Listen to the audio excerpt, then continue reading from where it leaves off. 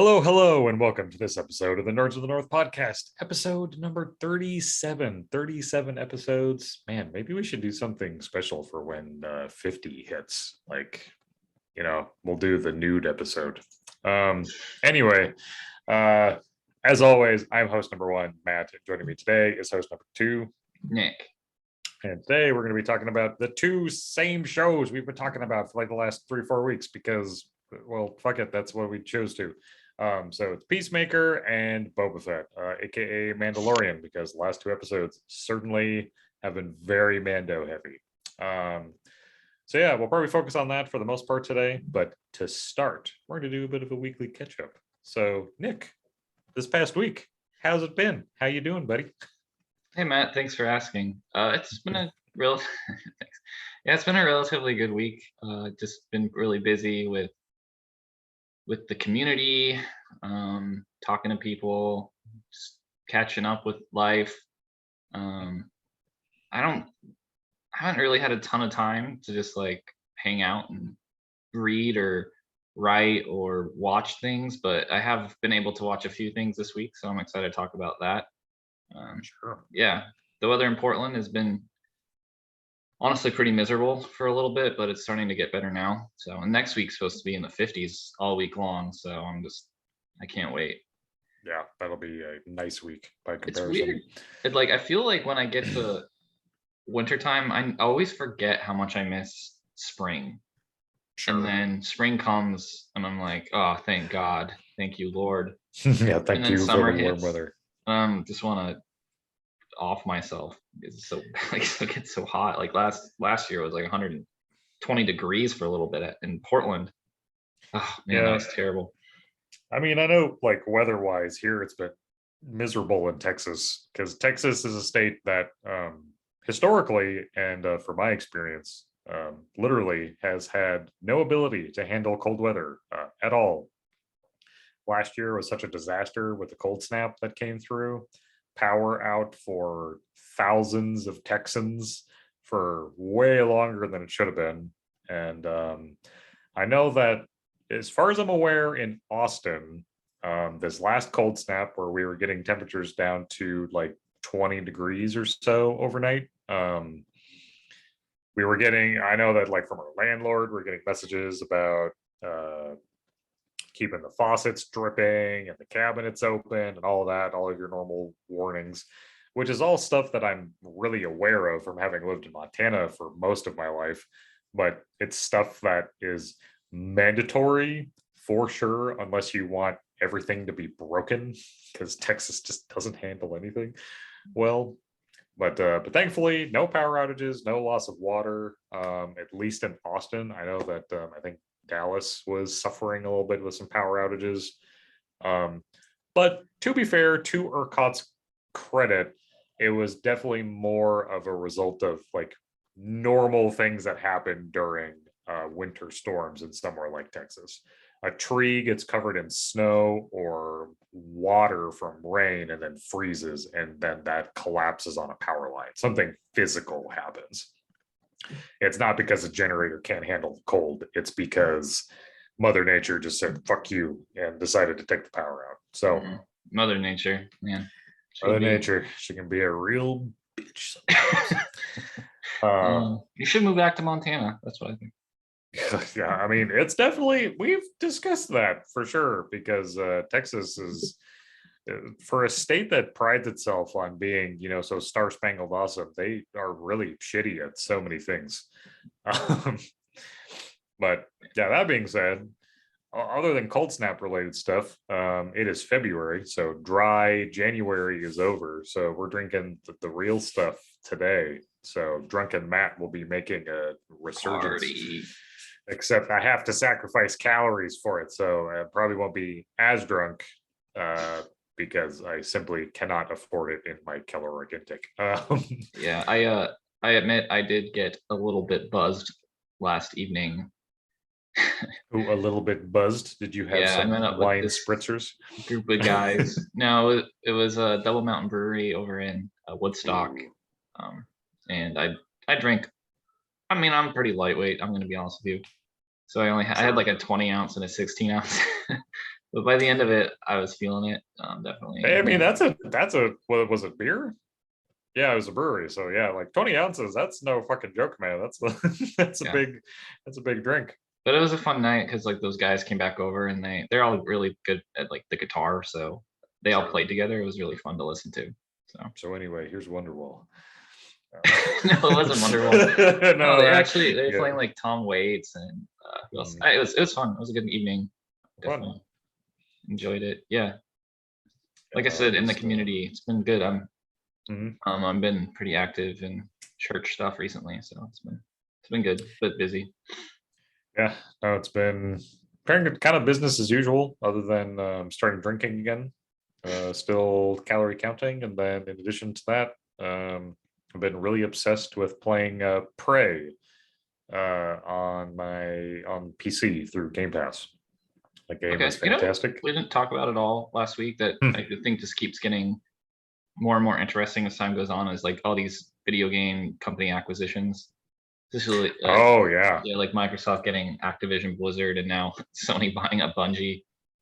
yeah. I'm pretty intimately familiar with a lot of the stuff with the Bungie acquisition because kind of obsessed with Destiny. Yeah, I I've figured that would mean a lot to you just because I know that's the game that you play probably the most, right? Out of Yeah, I mean, everything. I'm going to be drawing probably by the end of 2022. I will have probably over 3,000 hours in that game. So, I mean, I play it a little bit, 5 out of 10. Um, Yeah, we can talk about that at some point if we want, or if we have time. I know we're going to try and keep yeah, it relatively tight today, but yeah. I don't know if I have a ton to say about it. I just find it kind of interesting, and I don't even like. Part of me doesn't know if that Activision acquisition is going to be approved by the FTC. mhm. So we'll see because of non or a monopoly. I don't think it's. Who knows? I'm not a freaking lawyer, so who knows? But I mean, if I were to make an argument, uh, like the Activision Blizzard acquisition to me doesn't really represent much of a monopoly in terms of video games. And I think trying to clarify what a monopoly in terms of what video games are, I think would be kind of challenging because if we're going to make an example of a AAA studio, for example, EA has absolutely botched the creation and dispersal of Battlefield 2042 since its inception. Um, I know that I personally used to really like the Battlefield series, but I walked away from it a number of games ago. And just haven't really touched it since then. Dice is a company. I don't really know what has been going on within the confines of that business, but they were acquired by EA years ago. And Battlefield 2042 is a complete fucking shit show. It's a disaster of a game. EA just seems to mess up a lot, don't they? Because Battlefield 2042 released. Well, I was gonna say No, too. Well, while you're looking that up, yeah. from what I understand, entertainment acquisitions, like let's say like Disney buying out Fox, like the majority of Fox's entertainment, Mm-hmm. um, whatever you would call that. Apparently, those kind of mergers have historically been easier to do. Sure. So like entertainment mergers like that, but so I guess video games kind of fall into this sort of weird gray area where they're sort of entertainment, but they're also kind of tech. And Yeah. it's as far as tech acquisitions, those kind of acquisitions tend to like be more scrutinized by the FTC as being a Sure. monopoly. And because Microsoft said part of the reason why they were wanted to acquire Activision Blizzard, which wouldn't even happen until 2023 apparently, Sure. is about the metaverse. So, and Oh, the really? metaverse is Hmm. associated with tech. Sure. So I don't know. We don't know what's going to happen. And I know I can't remember. There's an article I think I saw on The Verge recently that was specifically talking about how this will be scrutinized by the FTC. So I I am mean, curious to see what'll happen. I mean, this shit's not a game, like this is important that there's not monopolies, but See, like, well, and my argument, at least in terms of video games, I know the technology side of things, I think is infinitely more interesting, or at least I'm more aware of the tech side of things on the Bungie acquisition by Sony, because pretty much in no uncertain terms, like the way it was laid out and the way it's been explained to me via a lawyer who is versed in said things. Um, Sony acquiring Bungie gets to self-publish and keep cross-platform games going. They pretty much have full creative control in everything. The only thing that seems to really be or that Sony seems to be after is a cut of the pie, so to speak, in terms of revenue. And then I think what Sony is going to use Bungie for is their platform to get more into cross-platform gaming, because Sony historically has not played very nicely with anyone in terms of cross-platform play. That was a whole debacle that took place that I don't know the full nuances of with Fortnite, for example. But Microsoft and Nintendo have been playing really nicely with each other and allowing cross-platform play. And then Microsoft has been just absolutely exploding with cross-platform stuff. They really want to just connect as many platforms as possible. PC and Xbox is where they live, but they want Game Pass on PlayStation consoles. The only thing holding them back from that. And that's what I think their primary reason for acquiring or wanting to acquire Activision Blizzard is for that Game Pass. So they're almost trying to be like the Netflix of games, right? Yeah, I mean, I think they want every individual who wants access to Game Pass paying whatever value, $10 to $15 on a monthly basis, just to have access to the library. What is Game Pass exactly? So Game Pass is basically as you described it. It's the Netflix of gaming. So there's a ton of different titles on Game Pass, and it depends on where you're playing it. But like I, for example, have the ultimate or the premium or whatever. I think it's like $15 a month. But so if I go to my Xbox and there's a game on Game Pass that I don't own, I guess I actually have Game Pass open. I have Game Pass open on my computer right now. So the premium version of it gives you access to Game Pass on your PC as well. So I have a Windows PC. It's probably specific for Windows. I don't know off the top of my head if Mac is included on this, but if I had to take a guess, I'd say it's not. But like Halo Infinite was a day one release on Game Pass. So I pay $15 a month to have access to all these games. So basically, is it like you have a subscription, then you have access to play this game. You don't own the game, so if you stop paying the subscription, you would no longer have access to the game? Correct. Okay. Yeah, so in terms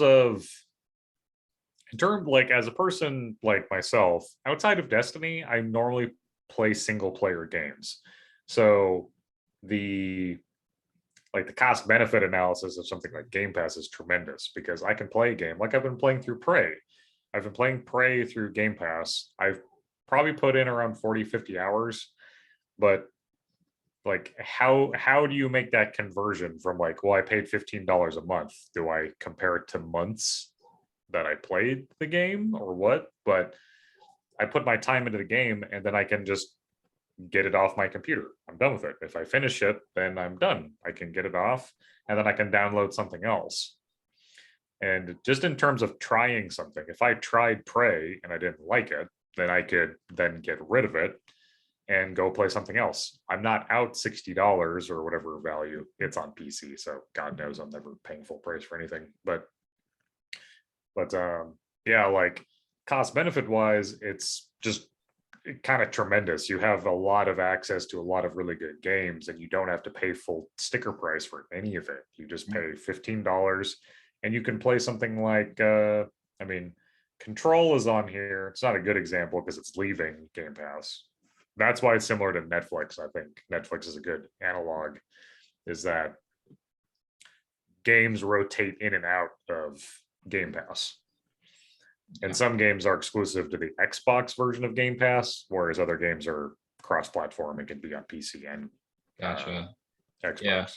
I wonder if like Microsoft sort of is anticipating a post Xbox world. I don't know. I I would say no. I would say No. they're not. Okay. Only Because I mean, people because are always gonna have like Mhm. consoles. I guess I keep thinking that they're gonna die out at some point, but they just keep going. I But think what's going to happen is that consoles are going to become more homogenized. Like we're going to have more of the same. It's going to be more of like not so much what platform you support in terms of like an Xbox versus a PlayStation. It's going to become more of what software. Oh, I play Game Pass versus the interesting. Sony equivalent, because Sony has been allowing their software to flutter over into the PC space by means of like God of War, Horizon Zero Dawn. But that only normally happens after the game has had its time to Hmm. shine on the platform it originally came out on, like That's PlayStation. interesting, dude. Like I didn't really think about it. So the way you're presenting it almost right now, it's like there's like a whole software race going on, or like a entertainment race going on in the video game sphere that I wasn't really aware that was happening. Mhm. That's pretty crazy. Yeah. I Microsoft mean, is like a weird company. Like they have like this whole business enterprise aspect of it where it's like so much of their companies geared towards being like we're helping businesses out, or not helping business out, but providing business software. And then sure. you have like this side of their company, which is like purely an entertainment side of it, which they don't really Right. seem to match up with to me in particular. So Yeah. Well, I mean, even after the Activision Blizzard acquisition, Microsoft would still only be the like second, or no, I'm sorry, third largest what I heard, yeah, it's like like platform. Take Two, and Like, there's another one. no, I don't think. Well, maybe Tech Two. I know number one is Sony. Sony's still number one. Yeah. Um, and that's why, like, I think Sony is going to have to start playing ball with Microsoft or just in general, and that's why I think they acquired Bungie, because Destiny as a game is available on Xbox, PC, and PlayStation. And but the largest player base is on the PlayStation for the most part. Meanwhile, Nintendo just keeps doing their own thing. Yeah, well, I mean, Nintendo's been pretty vocal about how they don't feel like they Yeah, compete with Sony or Microsoft, and I would agree which with is that. I don't think they do. I think yeah, they're doing their own thing and it's working for them.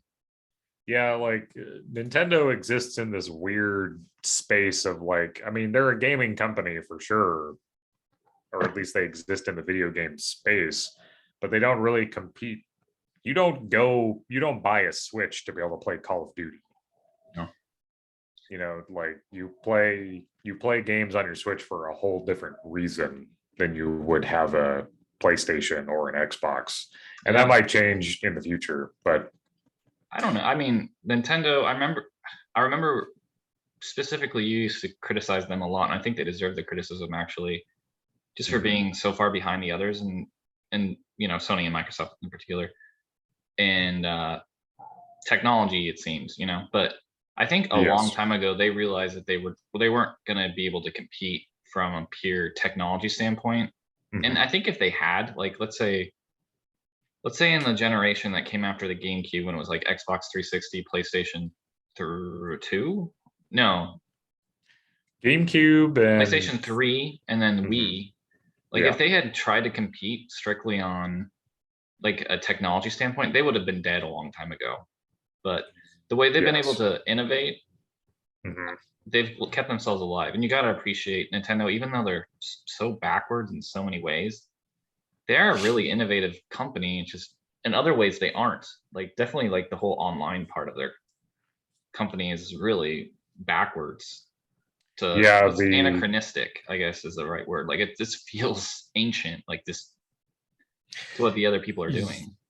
yeah, I feel like the in or the online space is where Nintendo suffers the most. Like the fact that the primary way of being able to communicate with other players in some games. Like I think the one that comes off the top of my head is Splatoon. Like Splatoon, if you want to have voice chat in the game, you can't just do it through your console. You have to have an app on your smartphone and then be talking to your buddies through the app on your phone rather than be doing it through the console itself.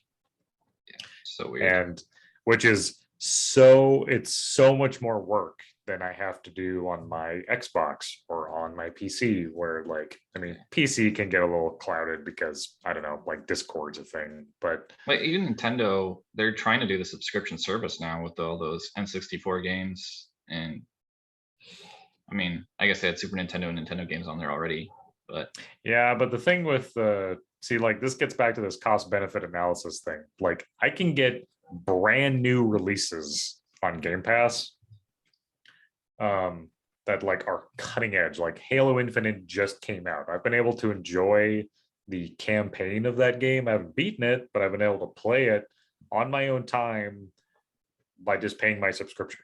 No big deal. And then when I'm done, I can go and play the multiplayer. Yeah. Meanwhile, Nintendo is like, here, do you want to pay this much upfront for games that came out 20 years ago? A little absurd. I'm sorry, Nintendo. but like, yeah, like Nintendo is off their rocker in terms of they lean into the nostalgia factor really, really hard. Yeah, well, they have like I mean, the Disney Vault, they have sort of that situation going on where they have this whole vault of games that they will release, and other games they don't ever re-release again. Like, let's say Super Smash Bros. Melee, they'll never re-release like my favorite game of all time, essentially.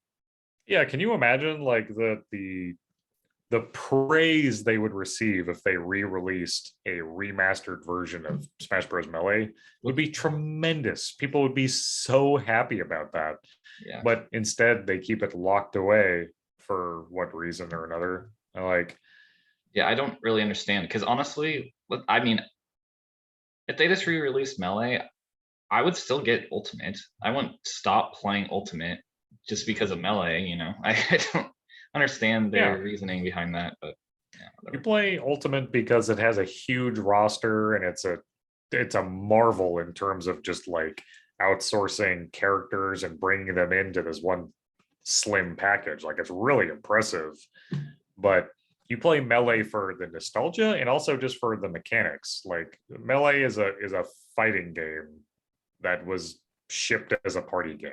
Like it's we've talked about this a lot more than I was expecting. The one thing else I was gonna just wanted to bring up in regards to this. So there was talk about Microsoft purchasing or acquiring Discord that kind of fell through. Do you remember that when that was discussed? I remember it kind of vaguely, yeah. I mean, I don't use Discord, but I know a lot of people do, and it's pretty popular, I think, specifically within the gaming community. Sure. So I mean that would make sense, like from Microsoft's strategy. Like they could just include Discord as part of their Game Pass subscription. So yeah, kind of wondering, like, Microsoft's with this Game Pass subscription, like they can start acquiring companies and adding stuff onto this.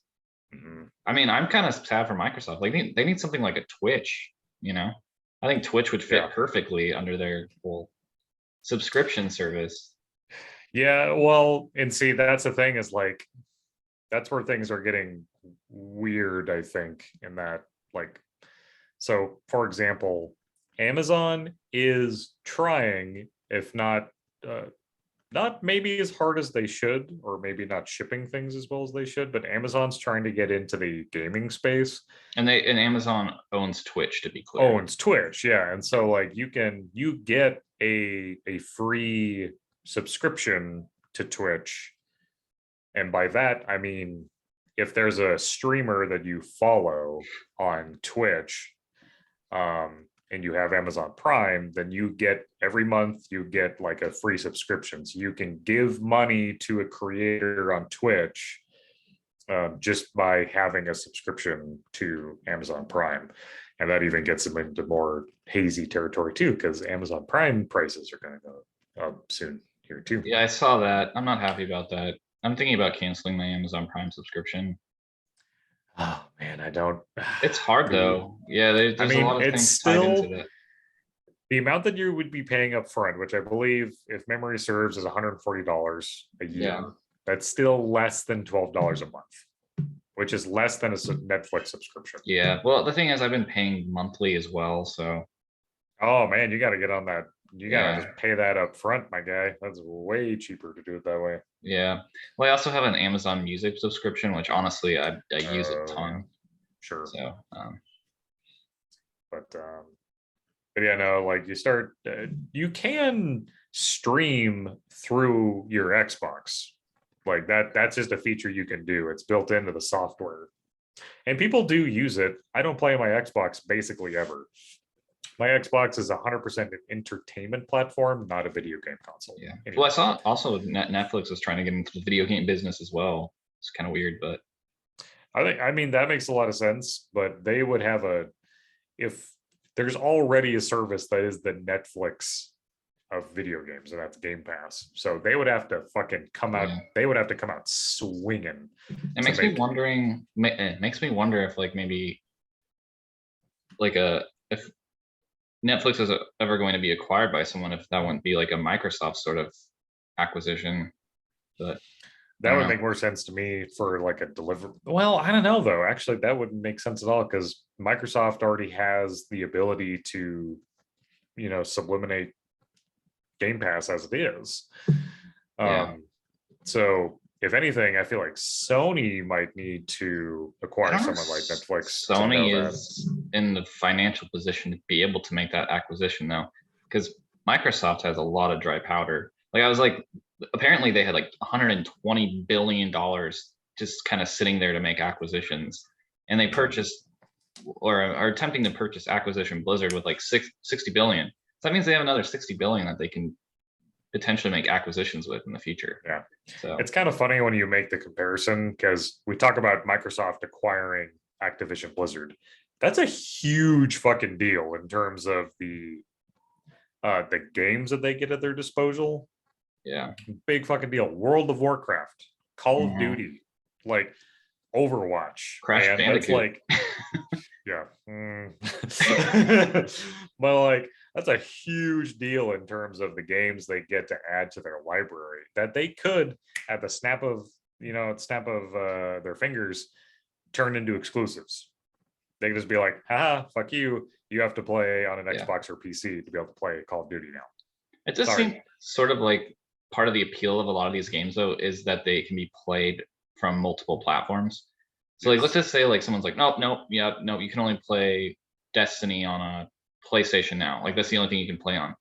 Like part of the appeal of that game is that you can play it from your PC or Yep. from an Xbox or wherever you're playing it from. So if they took that away, like I think that would be a huge Oh that yeah, would, no, I don't think they would ever do that because yeah, one, that hasn't really been the messaging they've been doing, but they feasibly they could do that. they But I could, don't yeah. think they would. Yeah. But that's why I think Sony acquired Bungie is like Bungie has done a really good job of making Destiny a game that runs on Xbox, PC, and PlayStation, and then those players can now all play and talk together in a way that wasn't necessary or possible before. And I think Sony wants that technology, and as far as I'm aware, that's basically why they acquired Bungie. They want a slice of the pie that is because, like, for example, over 1 million players um, have pre-bought the next expansion for Destiny, which is coming out in like the end of this month. I think it's like on the 20th or 22nd. But um, that's 1 million players who have paid at minimum like $80 for a game that hasn't come out yet. So like that's a big chunk of change. And so I think Sony sees the potential in that. But I think that's the technology side of things that they want. I think Sony's going to move into the cross-platform space in a much bigger way because I'm sure that Sony would probably appreciate a slice of the pie too. They Yeah. want you to play God of War on Xbox. but they Okay. want you to be paying them to do it. Before we move on, there's one more question I have for you, just because I kind of want your opinion. Sure. Just from a purely like, I don't know, I kind of love like gaming this stuff out in my head for some reason. Like acquisitions in particular are probably terrible for the economy in a lot of ways, or not the economy, but the consumer. Sure. Potentially, I'm not saying that. I mean, maybe in this case, it's going to be good for the consumer. Mhm. Honestly, like what you're saying, like you have access to all this content for only 15 bucks a month. Like maybe that's actually really good for the consumer. Who knows? But who do you think is better positioned to prevail in the future? Microsoft or Sony or Nintendo for that matter? Like out of those three companies, what do you see happening with them in the future? Like who do you think will win out? Nintendo, I feel like is doing its own thing, so it's hard to really include that in that. Yeah, That I mean, I think Nintendo's is going to keep sailing along. They're on cruise control, like at least financially. I think they're on cruise control. Like the news just broke recently that the Switch has officially outsold the Wii now in terms of just pure unit volume, it's insanity, right? Like, which is crazy. Yeah, and in addition to that, we've heard too that like from top folks at Nintendo that the Switch is basically halfway through its life cycle, according I to saw that. Nintendo. Yeah, So that means that we have X number of years down the road for them to provide a new. We could actually get like a Switch HD. We could get something that's not this whatever garbage OLED version of it that got released. I still find that to be kind of a slap in the face. But there's a lot of space for them to move into, a space that Sony and Microsoft don't even come close to touching. And like, yeah. and They that's almost just are like. I feel like Sony and Microsoft in a way, they're like, yeah, let's just let Nintendo do what they're gonna do. Like, this is gonna compete there because they've tried. Like, I know Sony has tried in the past to like put out like the PSP, but they just never can quite catch Nintendo in that regard. Like Nintendo basically, they I don't even think they have any competitors at this point, and like the as far as like a mobile gaming device that's solely for playing video games, not like a phone, but see like they're the only ones out there that are really doing well, I see guess. that is going to change with the release of the Steam Deck. Right, I remember. Yeah, I just remember Yeah, that. like that Yeah, that is going to be the big game changer if the Steam Deck works as well as Steam is purporting. Then, which like we I don't have think it will though. I still don't think they're going to be able to compete with Nintendo. That's just kind of my feeling about it. I don't know though, like because I think something that Nintendo has done a really good job of is leaning into indie titles. The Switch is a great place to be able to pick up an indie game for the first time and go, oh, like I Yeah, grew up with Mario and Zelda, so maybe I'll play this game that's on the same right. console as And that. a lot of those games, I think indie games specifically, lend themselves really well to handheld devices. For sure. Oh yeah, like well, because generally they're not super like intensive on hardware in terms of the needs, and it just like and being mobile too. Like you're not going to have internet when you're on your flight. Like if you got 3 hours to kill on a flight, you have your Switch. It's like, oh, I can play Mario, Zelda, or like Enter the Gungeon, or I mean, Animal Crossing, that's Stardew borderline. Valley. Yeah, Stardew Valley. Like there are so many examples of like more bite-sized games that you can have access to on the Switch. So And Nintendo has such, like, just like you said, they have such penetration in the market right now. Like I don't, how is the Steam thing deck or what is it, whatever it's called, gonna? I mean, I think it'll be able to compete maybe with hardcore gamers. There's a lot of people that own a Switch that are not hardcore gamers. Obviously, yeah, just for the pure penetration. Penetration sounds like such a dirty word, but like into the market, like I mean, I yeah, think like for me personally, like my max penetration that I go for is I own a PC that's like got relatively decent specs, so it can play most high or like most current releases without too much of a problem. Game Pass, so as to have access to as many games as possible at any given time. Steam, and then a Nintendo Switch to have for mobile gaming and to have for like just playing Nintendo titles because you really can't get them anywhere else. unless you're planning on doing something like emulating them. Right. But And then you can again, only do that the makes old me think ones. again that Steam won't be able to really compete there because part of the charm or part of the reason people have the Switch isn't only because it's mobile, it's because you have access to those unique Nintendo games that you can't get anywhere else. Like they have their own vibe to them. But Steam, well, they don't really make their own games, right? So I mean, when they make a game, it is a big deal. Like because that's like that we because talked about that. That's like Half-Life, right? the most And recent Portal. example is Half-Life Alex, which was like Valve tends to put out a game when the technology has caught up to their vision of what they want out of the game. So VR had gotten to a point where they could project their vision of what they wanted for this game to be. So that's why Half-Life Alex came out in the first place, is that the tech was there to be able to keep up with what they wanted from it. And that's traditionally been the case with all the other games that they've put out. Portal, Half-Life, like you name it, you know.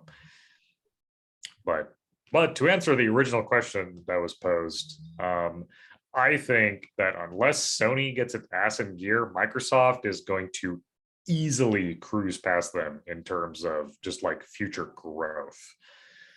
Because Sony has like a certification of quality on it right now that's really intense. Like you can be rest assured that most games that are platform exclusive on a PlayStation, that they're going to be a really good game. They're going to be a solid experience.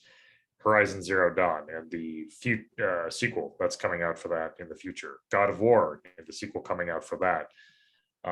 Uncharted is another really good example. There's just Ratchet and Clank, like some of those, the newest title from that. Like, there's a lot of really good games that just like they're gonna scratch that itch that you're looking for. But Microsoft has growth potential right now, and it's been because of all these acquisitions, and it's because of Game Pass. Yeah. Like, Yeah. I mean, Microsoft, I think, they're like one of those huge mega tech companies, you know, and Sony I think is sort of I don't want to say dying company, but it's involved in businesses that I don't think have quite the growth potential, like you said, that Microsoft clearly. I mean, in Microsoft, good or bad, like when this pandemic happened, they were able to, just because of their businesses, they were able to capitalize on that.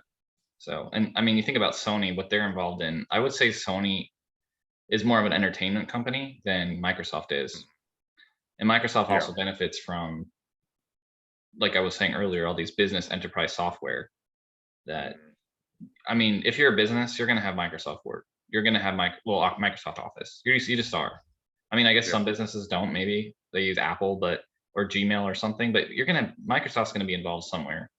And Microsoft also, they are involved with like probably bigger than what I even realized. Like their Azure. I don't know how to pronounce it, but like their servers, they host Oh, servers. their cloud, Right, their exactly. And I cloud don't think service. Sony has any sort of involvement in that. So Yeah, I don't know about Sony's involvement in technology like that off the top of my head, anyway. I mean, and they're a Japanese company too, so they're a little bit different than Microsoft. Yeah, and I mean there are games that Sony is releasing that are doing gangbusters in Japan that don't even like make a drop in the bucket here in the US. So Yeah, I mean, look at there's a Nintendo. reason they're number one in terms of like, you know, the video game industry. Like they have a solid pedigree. It's just a matter of, I think Microsoft long term, if we're going to take a snapshot right now, has a lot more potential. But I don't know, like it's, you look at the acquisition for Activision Blizzard is so many games for Microsoft, and Sony acquiring the like cost proposition there is kind of crazy because what was it? They spent $60 billion Something on like that. Activision Blizzard. It was And I yeah, think 68 billion. That's right. Because it and was Sony, I think, was 3 billion for Bungie, which 6.5, 6.8. I thought it was 3 Yeah. billion. I could be wrong though. I can look it up. But And I but mean, a and then I significantly guess less money for one company yeah. Mhm. that currently is making or actively working on one game with another IP coming out in the future. So like cost wise, like Microsoft got a fucking bargain by comparison to what Sony put out just for one company. Well, I mean, Activision Blizzard, as we both know, has had a lot of controversy recently, so it's Yes, which is probably definitely part of it. a good time to buy. Yes. And Microsoft Well, has the and means to buy them. You know, they have the money to buy them. well, and there have been people who are saying that the Sony acquisition of Bungie is like a reaction to Microsoft and like what they're doing. It felt This like has been that. it. Yeah. It's not like that at all. Yeah, like this is a deal that's been in the works for months now, at least 6 months, like if not longer. So, like, It's interesting too, because Bungie, I remember they're the original developers of Halo. And they actually used to mhm. be a studio that was owned by Microsoft. Yep. Well, they were so full lifespan of Bungie. Bungie was owned by, they were independent, then they were bought by Microsoft. Then they left Microsoft. They had to leave Halo behind to be able to leave Microsoft. Then they were acquired by Activision. And then they spent a lot of time and money to leave Activision once it was Activision Blizzard. And then now they've been acquired by Sony. Yeah. So It's pretty crazy. Bungie has either learned nothing or they're using all the things they've learned to create a deal that works for them. And that's kind of what more I'm thinking.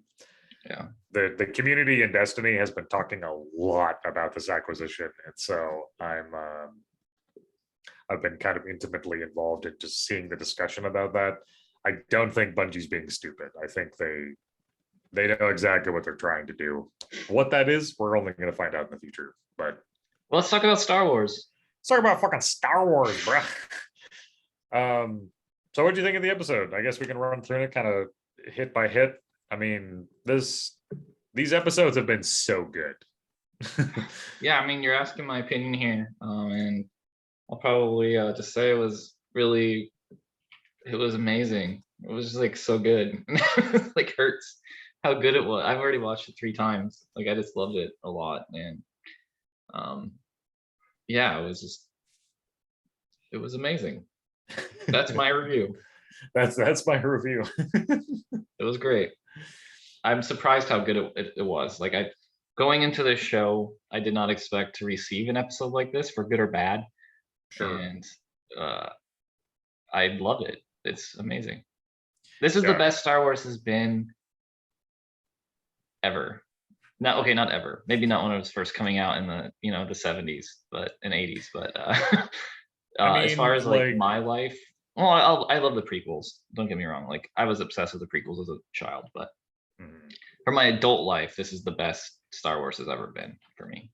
I mean, we're looking at so many characters being brought in now. I mean, like, I'm just gonna bury the hatchet here. Spoiler pause. Fucking Cad Bane, bruh. Like, Cad Bane being brought in to live action is so freaking cool, right? Like, that's the end of the Yeah, episode, but it's not damn, like, even something I that's a big realized deal. I wanted so much until I saw it, and I'm like, Mhm. holy cow, this is awesome. Yeah. I don't know. Let's just work through it scene by scene, kind of.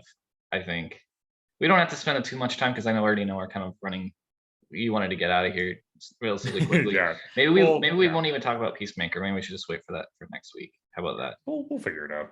Yeah. Anyway, so that opening scene with Cobb Vanth coming back from season 2 of The Mandalorian. Oh, Again, yeah. I didn't realize I ever wanted to see Cobb Vanth again, but I thought he was really good in this episode and made me really like his character a lot.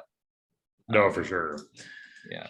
Yeah, I mean, like, he's a fun character. Well, and I think it only seems appropriate too to bring him back Yeah. because I mean he had Boba Fett's armor, you Right. know, like that was a whole reason he was involved in the show initially was because Mando was like, hey, that's Mandalorian armor that doesn't belong to you, and but now the Mandalorian code is not necessarily something that Mando even needs to strictly adhere to anymore because he's not technically a Mandalorian anymore. Yeah. Well, by the creed of that weird cult branch of the Mandalorians.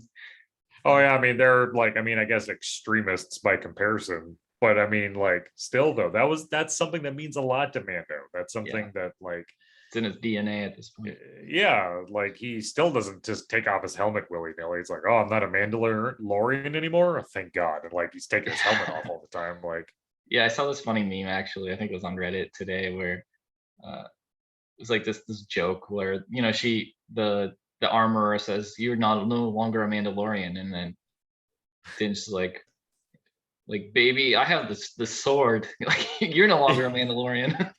you're The no longer. saber, Just turn it on its head. I like Yeah, that. But yeah, no, getting to see Cobb Vanth was a lot of fun. yeah. And Timothy Oliphant, if I'm pronouncing that name wrong, he killed it. I thought he did a really good job. Oh yeah, no, he's been a fun character since he got introduced, Yeah. and then let's see, we got the Pike thing. Yeah, We the Pike got thing, which I guess if I was gonna have a criticism, I still don't really see them as particularly threatening, though I yeah, think they're fixing that a bit with the addition of Cad Bane. So that was definitely a good addition. But I guess let's move on to the whole Grogu. Well, I guess Din arrives on the planet. I don't know if we know what planet that is. Were we told what planet he arrived on? We know there's a lot of if bamboo on that planet. if it's ever been mentioned before, then it would have been in the most recent Star Wars film, like because I think that's the same planet that Yeah, Luke initially betrayed definitely Kylo was. Ren on. Yeah, definitely implied. Yeah, and so I don't remember the name of the planet exactly. Yeah, From what I'm seeing, it's just called a forested world. I Forest was kind of World. looking at the Yeah. wiki just for like a quick I loved those reference. weird ant droids. I thought they were awesome. Yeah, like we've seen a Yeah. couple of unique droids, like those ant Yeah. droids, and then Yeah. I was gonna say, I mean, now that you're bringing that up, this popped into my mind a few days ago. This Bubba in particular, this show, that has done a really great job of showing us different droids. Um, yeah, there's been some droids in the show that I think were almost Miyazaki level. How cool they were! Like hmm, I'm thinking like the train conductor droid was really cool. sure, yeah, Um, and reminds me of the Cole. the butcher or the chef droid was cool. Yeah, The little rat catcher droid, oh man, so amazing. I love that. And then yeah, when you had like episode 5 come along, they had tons of droids in that that were, I mean, you had like BD1 and the droid from Star Tours. I think they've been killing it with the droid in the droid department. yeah. Just makes it really fun, like getting Yeah, to see new stuff and yeah. Loved it. I mean, I know that one episode has been criticized a lot with the speeder chase through Mos Espa, but they also had like a lot of callbacks in that scene to different droids that had shown up throughout the series when they were like just going through the streets. Yeah. I Anyway, mean, I largely look at the criticisms of that episode as, quite frankly, dumb, but well, that's a whole different topic. yeah.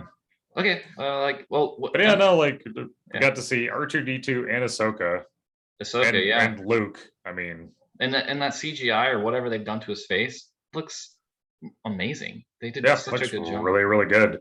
Yeah.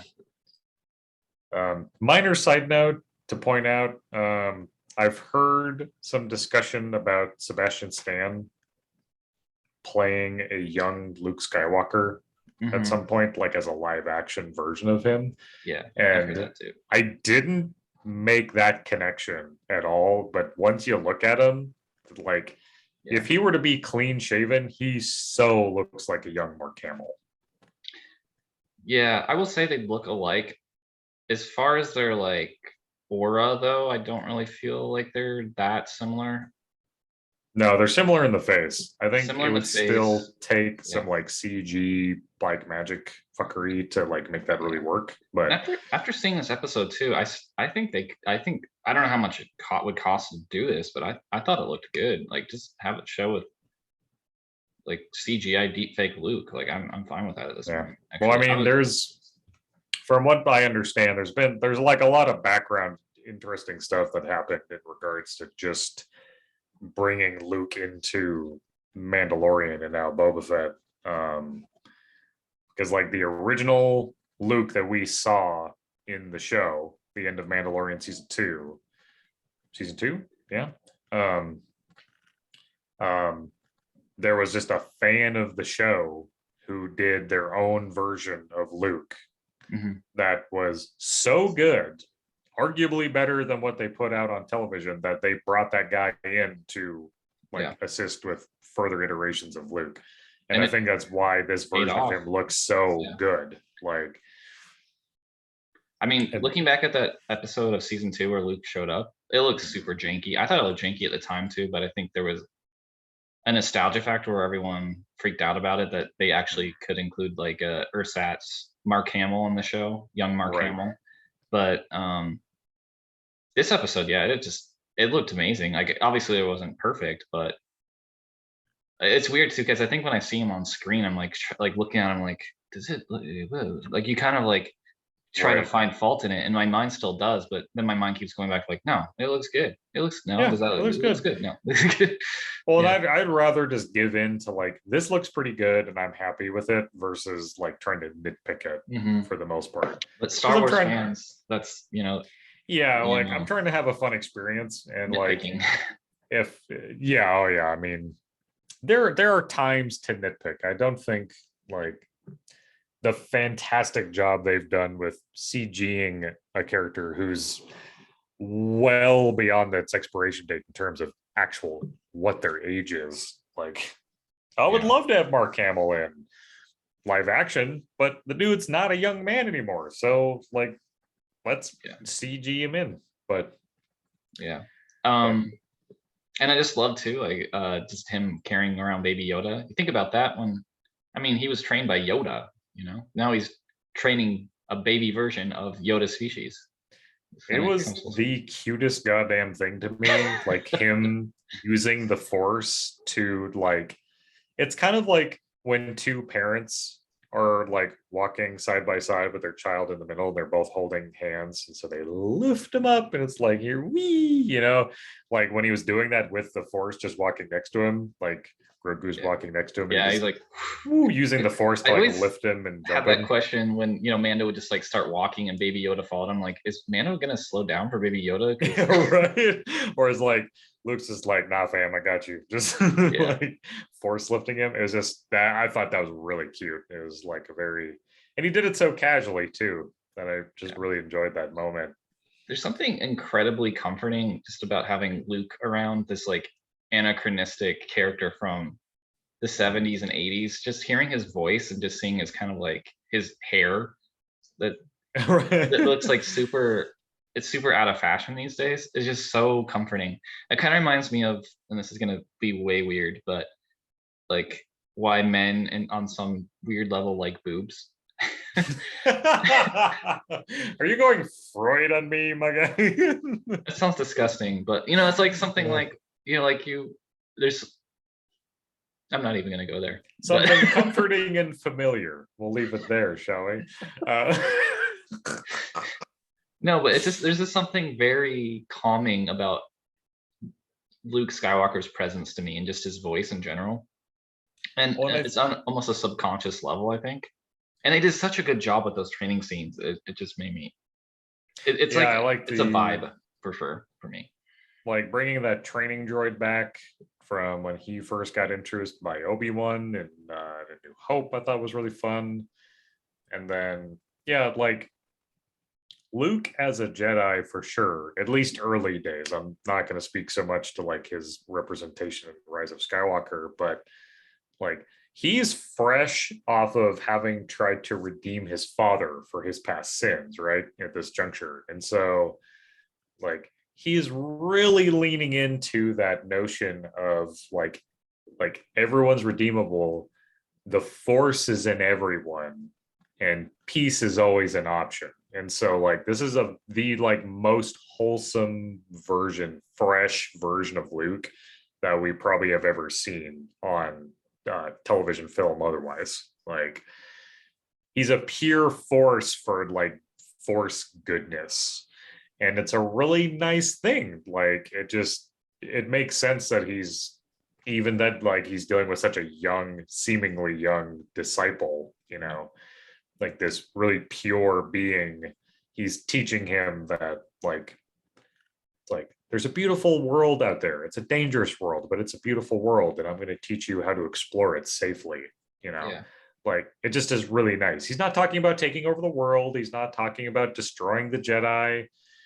He's just, this is the Force. Let me introduce you. And like, it's a really nice way to, it seems so Luke Skywalker. If this is the path I wanted to see in the films Yeah. versus maybe what we got.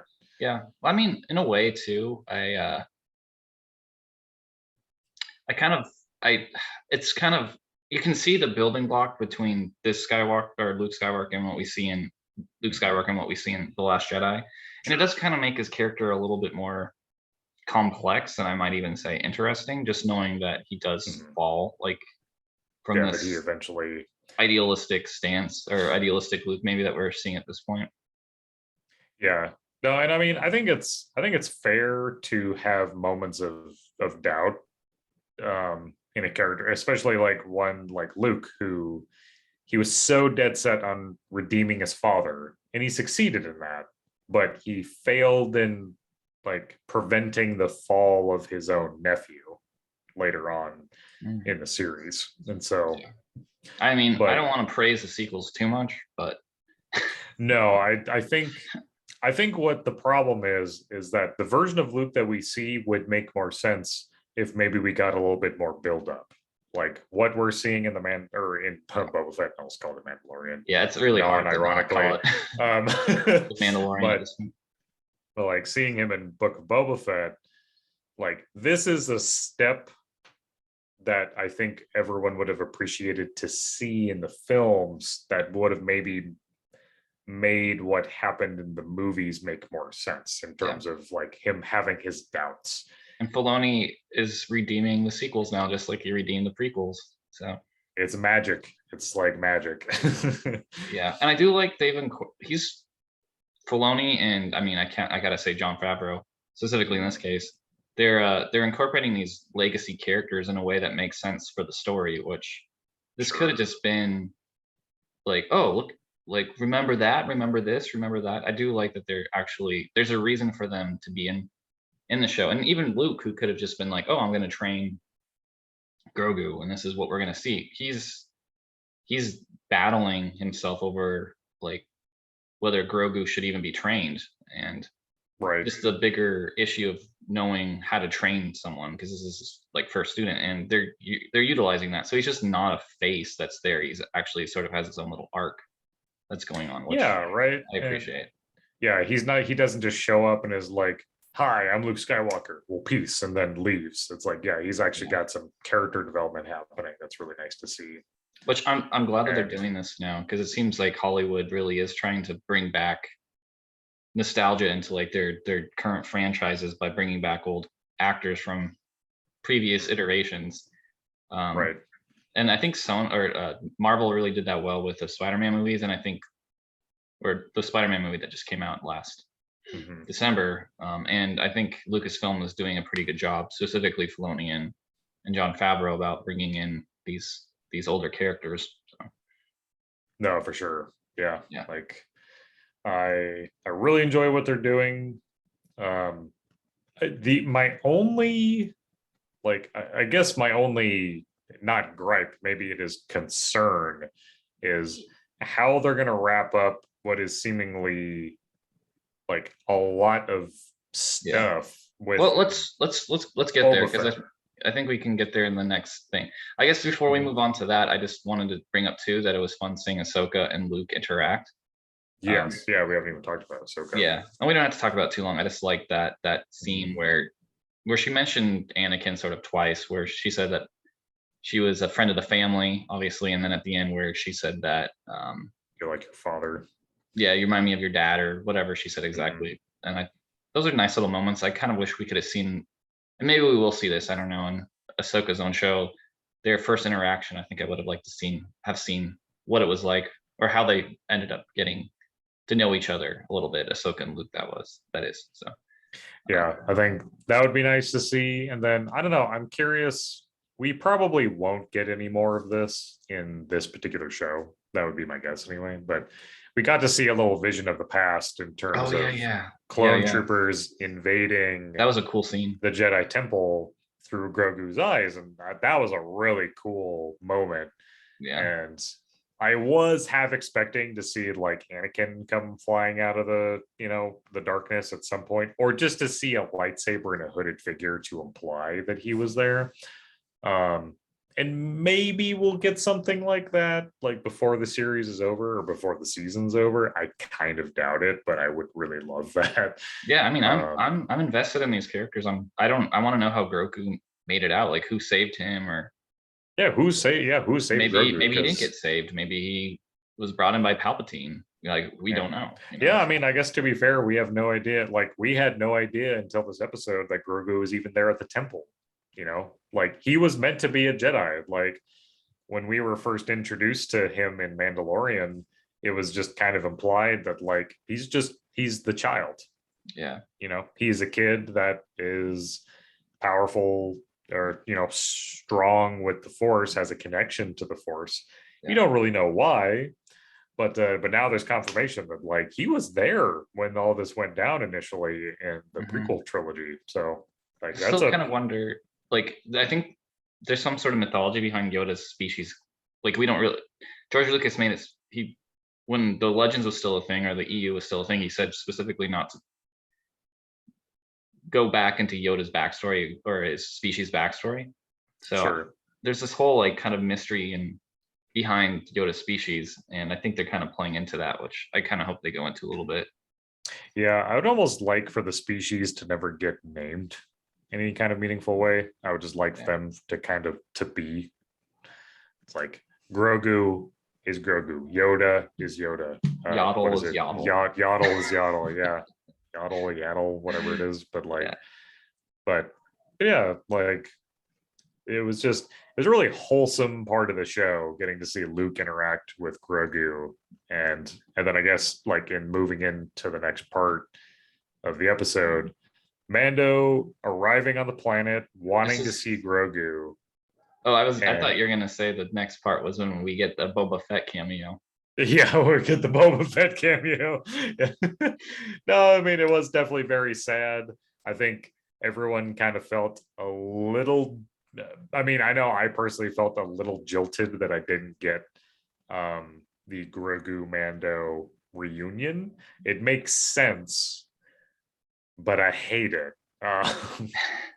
Yeah, that was a great scene. Like it really was, when he was debating whether he should go see Grogu, and he made the right choice, I think. Right. So, For Grogu.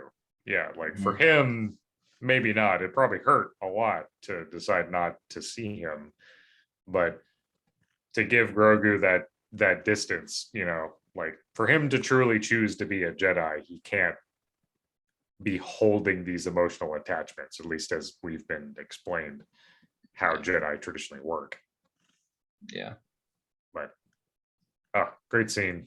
But yeah, we yeah, we really do Boba get Fett cameo. the Boba Fett cameo in the episode.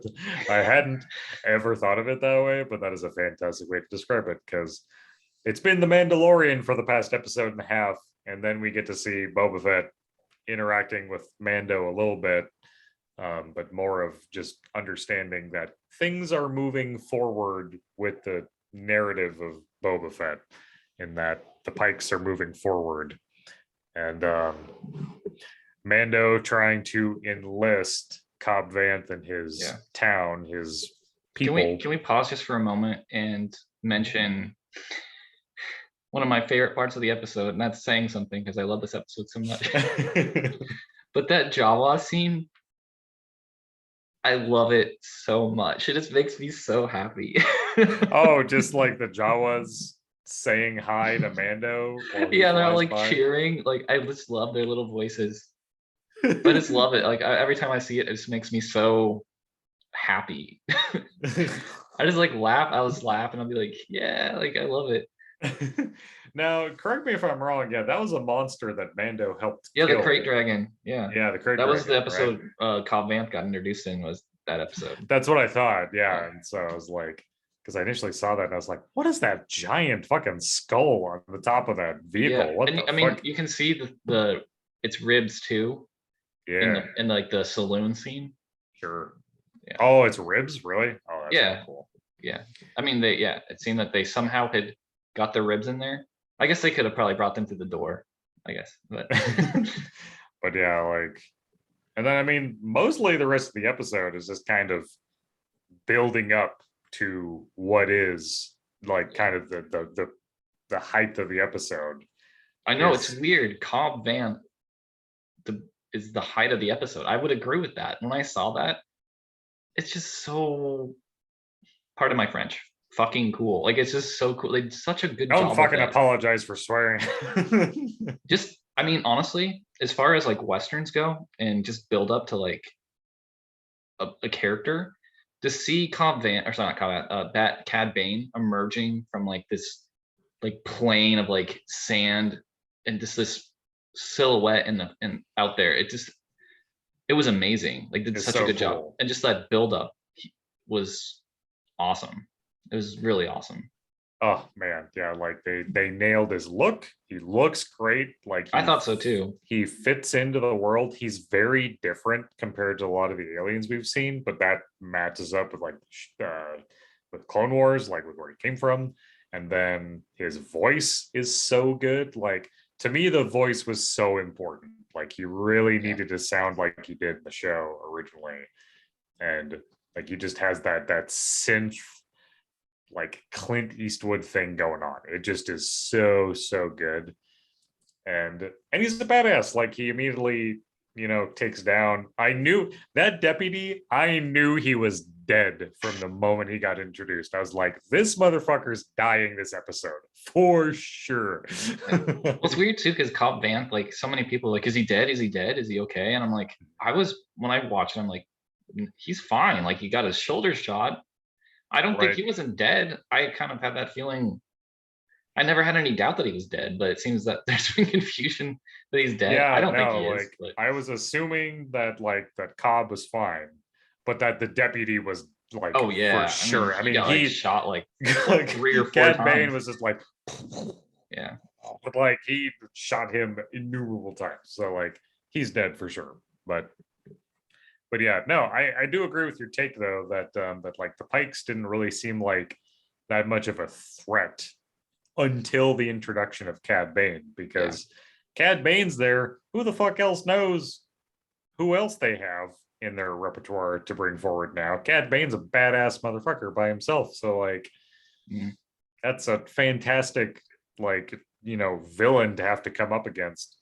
And I don't know. There's a there's something about like a mercenary or like a bounty hunter that is really fun in these types of shows where there's like a clear one side versus another, where like the mercenary or bounty hunter could finish up their job or decide, I've been paid enough, and then just leave. Like Mhm. that kind of like builds up a bit of suspense in that like Cad Bane might just very well fuck off. He might just be like, well, this isn't worth the money, or I've gotten paid what I want to get paid. I'm getting the hell out of here Yeah. because my job's done. Well, I'm worried that he's gonna die next episode after this amazing introduction. Like, no, keep him around. Nah, man, there's no way they get rid of Cad Bane yet. Would they? Like, they wouldn't I don't take know. all the time to bring him Because in to him do and that. Boba have like they have history together. And actually that's where Boba got the dent on his helmet, was from a Is duel from with Cad Cat. Bane, yeah. So So I mean, and there was someone online who was theorizing that Boba would defeat Cad Bane, and he probably will next episode, just as sort of a symbolic him rising above his old lifestyle. But I don't know if that were to happen, then I imagine that Boba would defeat him, but he wouldn't kill him, because I that kind of hope, that feels like that would play in more into like what they're trying to do with Boba Fett, and that he's yeah, reformed, for lack of a better word. But yeah. Okay, let's just finish up the episode, and we can like talk about our final thoughts on like what the next episode is mhm, gonna be like, and what we hope it's gonna be. yeah, Just what Grogu is gonna choose when it comes between Mando and Luke. yeah, What because you that's think he's gonna? ultimately what's presented is that Luke So Mando comes to the planet. He doesn't see Grogu, but he wants to give Grogu a gift, something that was made from Beskar metal or steel. And so, in being he's now given the choice. Luke gives him the choice. Here's the gift that Mando brought for you. It's like little chainmail, Yeah. which is adorable, but like gonna totally not fit in like Well, it's a like, did that year's whole time. spear turn into that? Like, I feel like they could have made more. Oh, I'm sure they probably did, to be fair, but Why didn't they make him a little Mando helmet somehow? see, I thought it was gonna be like a little Mando helmet. That's what I That'd be wanted. so ridiculous. Just have his ears poking out. That'd be so cute. But then the other, so he can either take the armor, present it to him as a gift from Mando, that would ultimately not allow him to become a Jedi, but he could go back to his friend, to Mando. Daddy. Oh, to not quite baby daddy, but might as well be. Or Yoda's lightsaber to truly take up the mantle of a Jedi and to begin his training in full. And that's where they end the episode, because of fucking course they do. Yeah. But I don't Yeah, know. What do you so, think? well, I mean, I loved it. I said that there's a few things like I'm like you said, I wish there was 2 more episodes, honestly. There's 8 episodes in Mando, so why is there only 7 in the Boba Fett show? Because I would love to just have like an episode where it kind of goes, like, shows you Cad Bane and sort of where Sure. he's been, and build up like that tension, like what's going to happen with Cad Bane and Boba in the final episode. But I feel like there's not much time for that with only 1 episode left. Plus, we haven't seen Boba in like 2 episodes, and I feel like, I mean, traditionally speaking, haven't the finales been longer than the other episodes? So we'll probably get an hour I want versus. an hour and a half. Oh yeah, like we were talking before the episode, 2 hours. Feed me. I will take 2 hours of episode, no problem. I won't even blink at that. Like that would be amazing. But instead, we're gonna get probably an hour, maybe 50 minutes versus the usual like 40. Oh.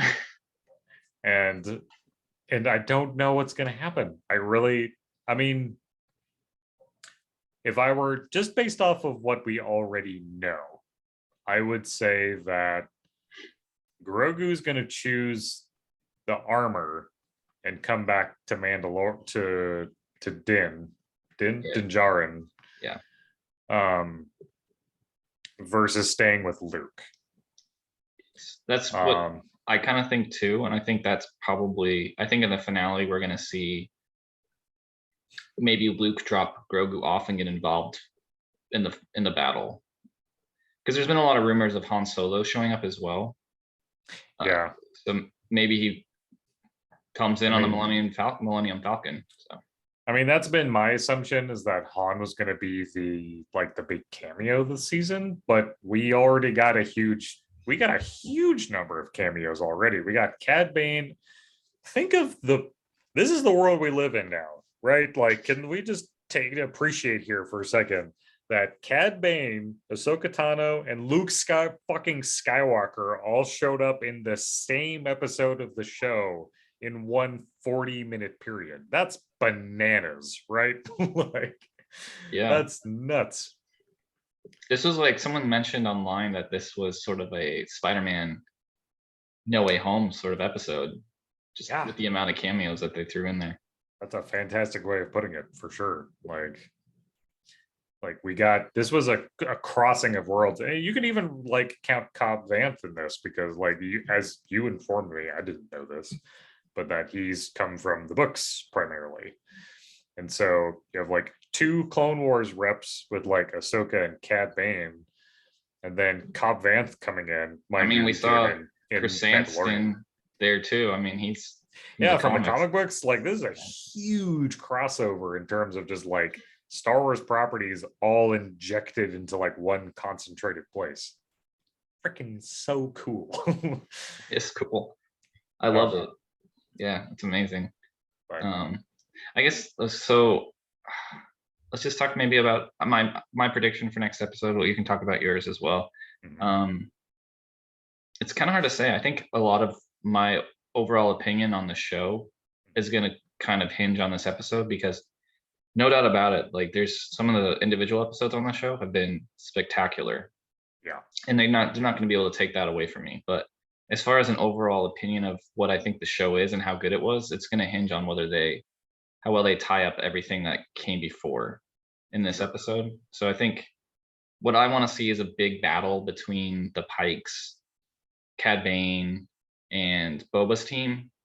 And somehow they're going to have to also include, I think they have to include Mando's and Grogu's storyline in here too, just to justify those kind of 2 episode excursions. Mhm.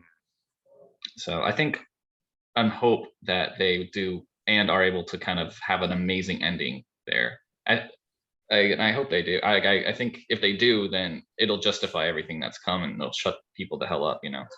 Yeah. No, I mean, honestly, I think this like the sixth episode will redeem the whole season. Like, because yeah, like there were people that were really complaining about like that episode with the speeders, or like the weird little moped vehicles. But this episode by itself, I think, redeems the whole damn show. Like they could cancel the show tomorrow and just be like, sorry, we got to take a year off, and then never come back. And I just be like, God, but that episode though. I mean, this Like, one and the last one were so good. so good. But that being said, I want to throw out 2 different takes for what I'm imagining. One's kind of been what I've been describing is that I think Grogu will take the armor and show up and meet up with Boba at some point.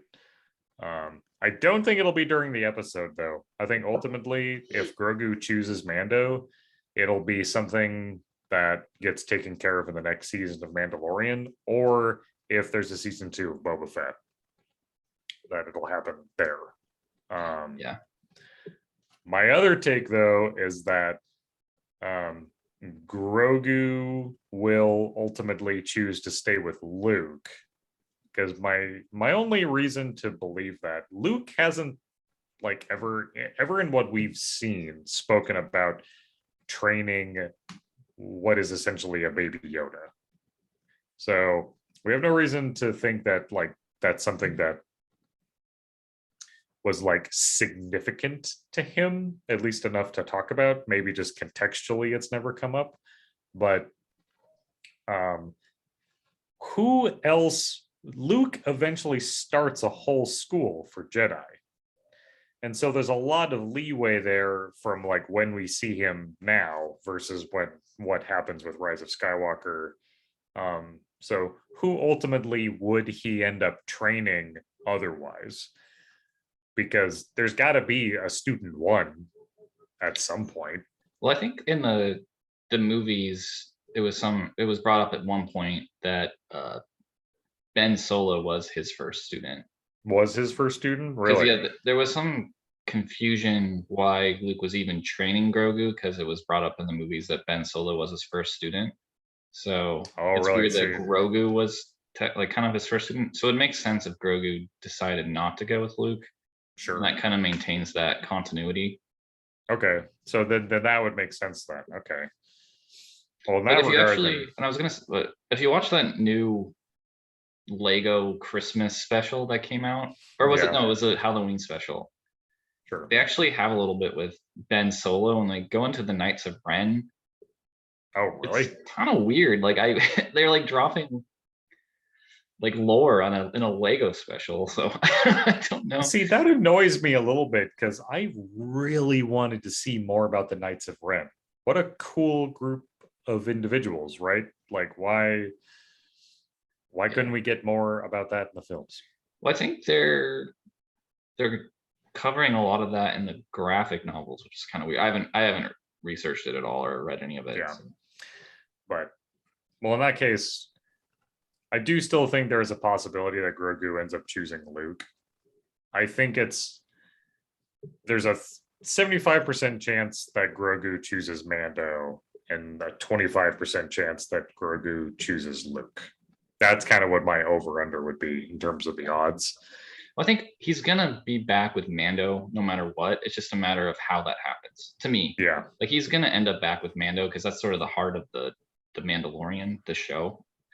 And yeah, I mean, Mando has that little spot in his ship for Grogu to ride around in. Like I know, that right? can't be used. That has to be used. Yeah, I really do think that. It's a Chekhov's gun. You know, like if you're gonna present like a little seat for Baby Yoda, it has to be sat in. Yeah, like it's made for him, right? Like, so I don't know. I I ultimately want them to be reunited in a fun way, but I don't know. Like, I'm so curious how this show is going to end, and maybe we're probably going to get a preview, not a preview, but like a splash screen of, you know, Mando. Grogu and Mando will return in the Mandalorian season Yeah. 3 or whatever, um, which I'm super okay with. I But bet Boba does too. I'd be kind of surprised if he didn't at this point. yeah, a season 2 for him would be Well, I mean, cool. not even the season two. I think he's just going to be in the new Mandalorian season. Oh sure, yeah. I mean, yeah, no, that's fair. Like I I like the crossovers that are happening with the characters and that we're getting a lot of Mandalorian buildup. Yeah. But I will say this: I don't think we'd ever see Boba Fett build up in the Mandalorian. Like we wouldn't have a whole episode about Boba Fett in the Mandalorian necessarily. Yeah. Um, Dude, Kira. If they do a season two of Boba, they could bring in Kira, oh, that'd uh, be so good. Crimson Dawn, and Yes, I still think there is a lot to be covered with like Omega. I sure. mean, why set that up and not have that happen sometime in live action or some sort of reconnection between Boba and his sister? I just because we have no idea where Omega is at this point. So I mean, I think that would be really cool. And I think that would be a great way to set up for a season 2 or even more. You know, I mean, there's so much Star Wars to cover. And I just think that there's so many cool characters that they could build into. And like, and Omega is one of them, Cure is one of them. Like, there's just so much they can do. Not to mention, I don't know what sort of crossover we'll ever get with like Obi-Wan, for example, because that show's yeah. coming out. Well, I mean, also in the comics they have what's her name? Uh, fudge. She's like an archaeologist, Dr. Afra. Like they could give her entire a show herself.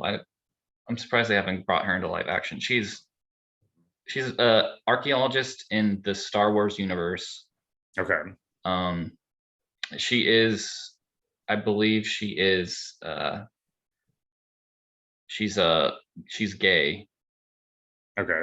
Um, and she just seems like she's a really cool character. She's Asian as well. So I think she's Mhm. kind of a cool character. I would like to see her brought into live Doesn't action. she like does is she the one that kind of befriends Darth Vader? Is that a Yes. thing? Or yeah, I was Hmm. gonna say I feel like I remember this character a bit because I think I have issue 1 of that run.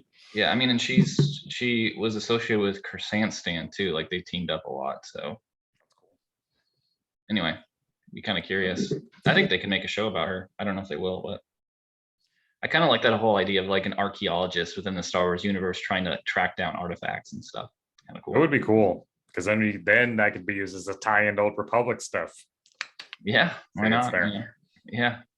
But So yeah, I'm excited for next episode.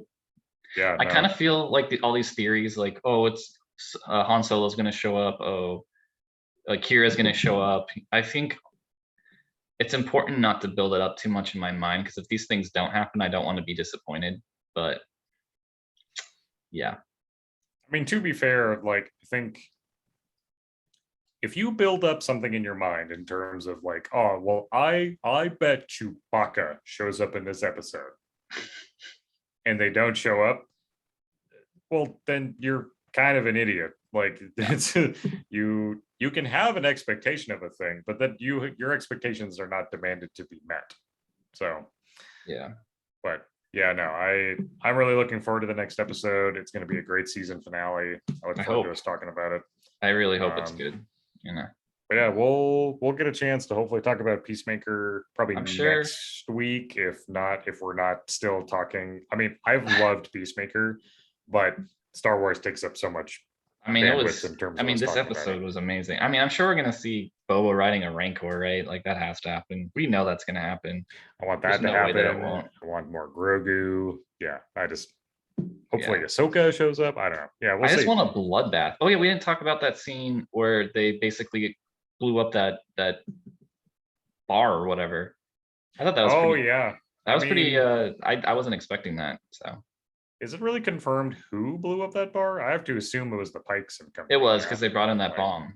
They brought in a yeah. bomb and yeah. So like yeah, I mean that was just kind of sad because that bar's been kind of a fun spot for everyone to meet and fuck Yeah, around with each people other. were because they've had Max Rebo in there Yeah. basically, and he wasn't in there for that scene, so everyone's like worried that he didn't make it. But you know, the little weird guy that plays that instrument who looks like an elephant alien or something. Right, yeah, the little blue one. Yeah, yeah, But anyway, um great discussion today on Star Wars and this episode of Book of Boba Fett and Mandalorian stuff. I keep wanting to say Mandalorian, yeah. Me too.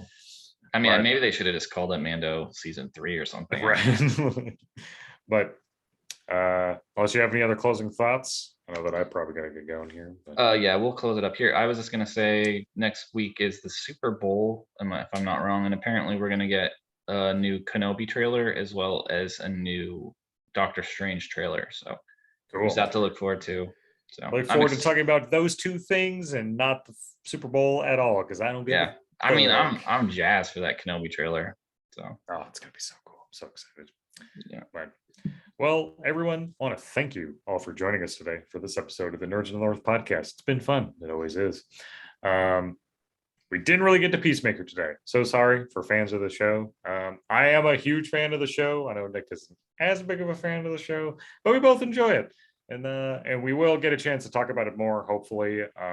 Whether or not it happens next week, I don't know. With the finale being for Book of Boba Fett, that might be a little hard to squeeze in. But we will talk about Peacemaker more in the future, and maybe more video game stuff. It was fun talking shop today about video games and acquisitions and just the industry at large. So, but that being said, I want to thank you all for joining us today, and we will all see you in the next episode of the Nerds of the North podcast. Take care. Bye.